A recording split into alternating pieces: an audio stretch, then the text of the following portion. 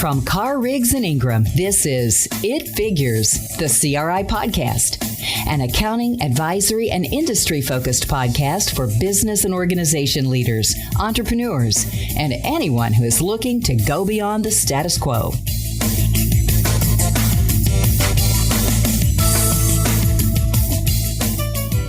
Welcome in. This is Matt Taylor. I work in healthcare accounting at Carr, Riggs, and Ingram. I work in our Aniana office. Currently have 13 years experience. And with us today, we have Jonathan Thomas, who also works in the Aniana office. Jonathan, tell us a little bit about yourself.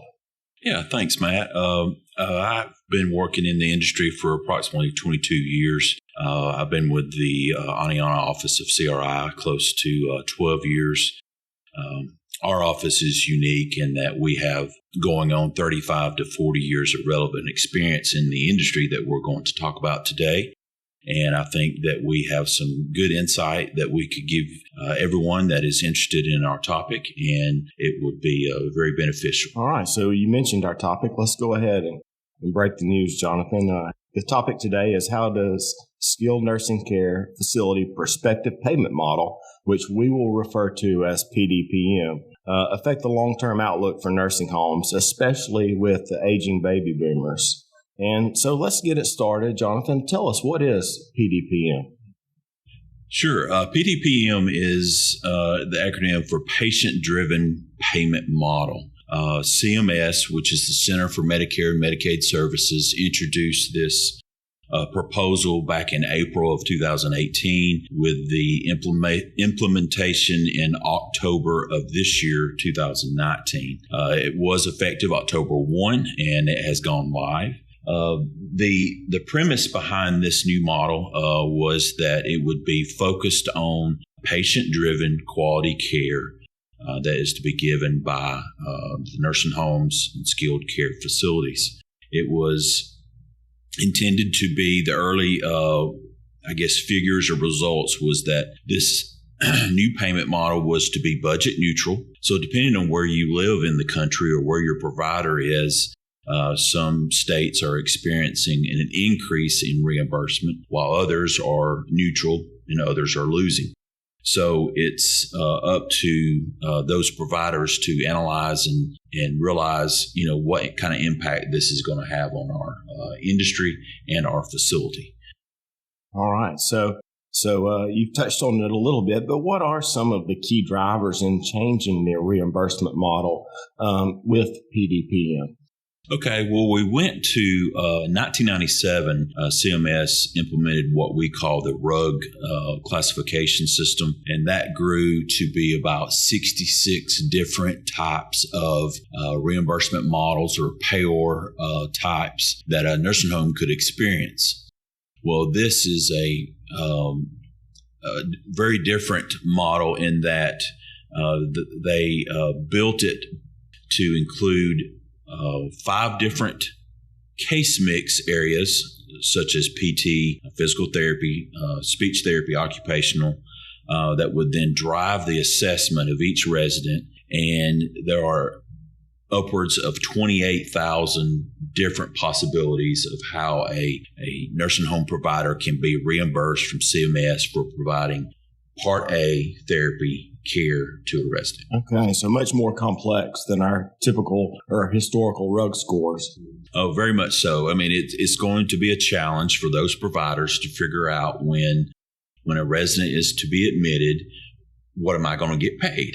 They have to ensure that their staff is adequately educated to ensure that they are filling out the documentation and assessing the resident correctly so that there's no missed opportunities for reimbursement, and documentation is critical. And it's very important that they follow those guidelines that CMS puts out for documentation and filling out their NDS, which is their data system where they evaluate these residents, which feeds into the pay order system. Okay. All right. Well, tell us a little bit about some of your experiences with owners or administrators trying to implement this new model. Yeah, I think probably the bigger challenge is education. This is all new to everyone. Like I said previously, we're going from 66 different possibilities to 28,000. There's certain areas of this MDS form that I mentioned earlier that they need to pay particular attention to, certain sections that are the drivers and how they are to be reimbursed for a certain patient. They are going to have challenges to say, okay, within the first few days of a resident being admitted, what am I going to get paid? And they have to, in turn, be able to control their cost as far as salary, any contract therapy, and make sure that they're not losing very much amount of money on any particular resident. And they have to learn the system to where they know, okay, resident that has these certain criteria or characteristics coming from a hospital setting, they know, well, I'm possibly going to lose money on this resident or I'm going to make money. Well, and you brought it up. Therapy plays a key part, and it was one of the major changes in PDPM, the evaluation of the therapy and the role of the therapy company in our long-term care facilities is going to change. That's right. And we recently have had some experience in our office in helping providers negotiate these therapy contracts with their physical therapists and such that, not knowing what potentially you're going to get paid based on those patient characteristics, they've been able to negotiate 90-day or 6-month contracts to say, okay, well, the therapy company also is being affected by this new payor system, and everyone wants to win, and so it's been able to provide quality care at a cost-effective way. Okay, all right, and I guess one of the final questions, we've talked about it a little bit, but what are some of the demands that baby boomers place on the long-term care industry, and how does that relate to PDPM?